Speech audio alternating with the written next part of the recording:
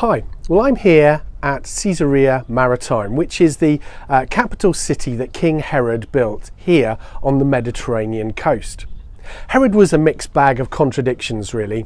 He was born an Idumean, that meant he was an Edomite. The Romans appointed him as king of Judea. Now he was sort of Jewish because under the Hasmonean dynasty his family had been forced to convert. But that meant he wasn't truly a proper Jew. So the Romans appoint a Gentile, a pagan, effectively, to rule Judea. It was really to raise tensions and irk the Jews. But at the same time, he was a Roman citizen and he was appointed as a king by the Roman emperor. So he's got this push and pull going on. He has to satisfy the Jews, he has to satisfy the Romans. So in Jerusalem, he builds the Temple Mount and extends the complex there, one of his greatest architectural works. Here at Caesarea Maritima, he builds a capital city that is truly Gentile, that is truly pagan, and is truly Roman. You can see behind me actually the huge great hippodrome where they would race chariots and have other sports. Now the amazing thing about this place is I'm sitting here in the public gateway to the hippodrome. I'm sat on an interesting set of seats. I don't know if you can see them behind me here. We've actually got a very shallow trough at the front. There's a much deeper trough behind with these stone slabs set across that you can sit on.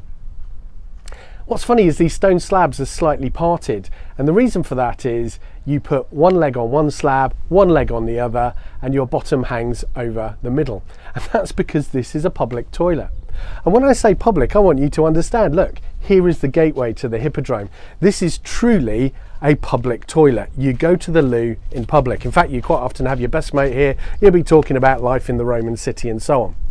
When you've finished doing your business, what you'd do is you'd take a sponge which is on a stick and dip it into this shallow trough which had clean running water.